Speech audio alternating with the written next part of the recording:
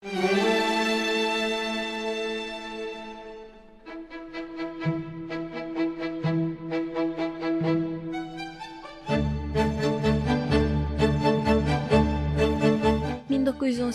ilin 28 mayında cəmi bir cümlə ilə bütün şərq dəyişdi. Sen bizimsen, bizimsen, durdukça bedende can, yaşa, yaşa, çok yaşa, ey şanlı Azerbaycan. Azərbaycan Xalq Cümhuriyyəti elan olundu və müsəlman şərqində ilk parlamentli demokratik respublika yarandı. Bu dövlət cəmi 23 ay yaşasa da geridə sadəcə tarix yox, bugün də nəfəsi duyulan bir miras qoydu. O mirasın izləri isə indi Azərbaycan İstiqlal Muzeyində qorunur. Buradakı hər eksponat tarixin susmayan şahididir.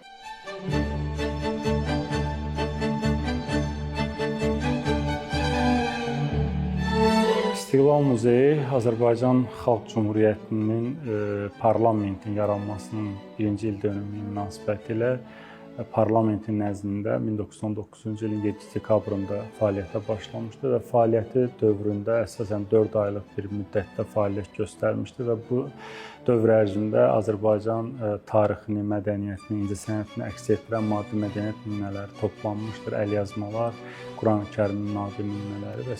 toplanıb saxlanmış. Çox təəssüf respublika işğal edildikdən sonra muzeyin də talehi həmin acınacaqlı vəziyyəti yaşadı və 1991-ci ildə isə muzey fəaliyyətə, yəni Azərbaycan müstəqilliyi əldə etdikdən sonra mədəni varisi olaraq Azərbaycan İstiqlal Muzeyi adı ilə öz fəaliyyətini bərpa etmişdi və hal-hazırda gördüyünüz Azərbaycan Xalq Cümhuriyyəti belə deyək zalıdır və burada tamaşaçıları marağına kəsb edəcək hansı materiallar var?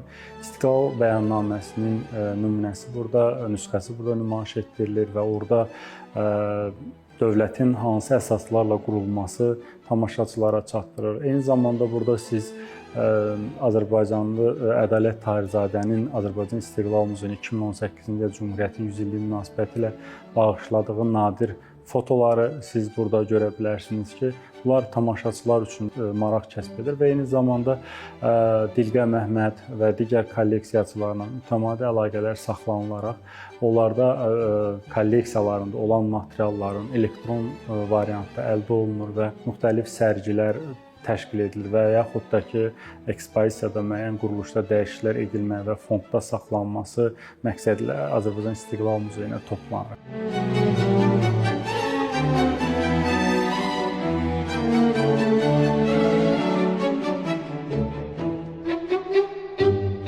Muzeydə elə eksponatlar var ki, onlara baxanda dövlət anlayışı insana daha real görünür. Onlardan biri, ən vaciblərindən biri də 1918-ci ilin 28 may tarixində Azərbaycan Xalq Cümhuriyyətinin elan olunduğunu bildirən İstiqlal bəyannaməsidir.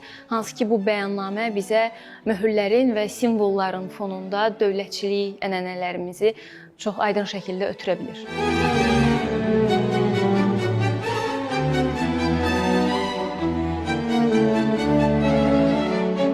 Faciələrin, çətinliklərin ardınca yaranan bir dövlət isə özünü yalnız siyasi deyil, həm iqtisadi, həm də mədəni simvollarla təsdiq eləməli idi. İlk dəfə Azərbaycan Xalq Cümhuriyyəti dövründə təqdim olunan bu bayraq illər sonra müstəqil Azərbaycanın yenidən simvoluna çevrildi. Yəqin ki, bu bir dövlətin fiziki olaraq süqut eləyib, amma ideyasının illərlə hələ də yaşamasının ən güclü sübutu ola bilərdi.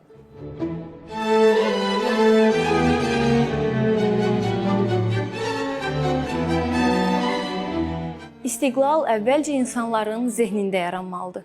Bu səbəbdən fəaliyyətini şücaətlə davam elətdirən qəzetlər, Həyat qəzeti, Azərbaycan qəzeti və bunun kimi daha neçəsinin nəşrləri bizə göstərir ki, Azərbaycan Xalq Cümhuriyyəti dövründə maarifçilik və mətbuat ənənələri çox böyük əhəmiyyət daşıyırdı.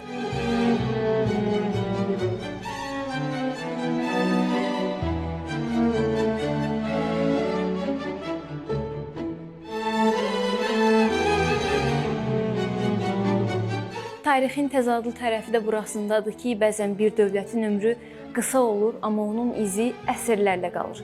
Azərbaycan Xalq Cümhuriyyəti 23 ay yaşadı, amma bu 23 ayda o əsrlərlə yaşayan, qurulan Azərbaycanın dövlətçiliyi ənənələri üçün əsas zəmin yaratdı.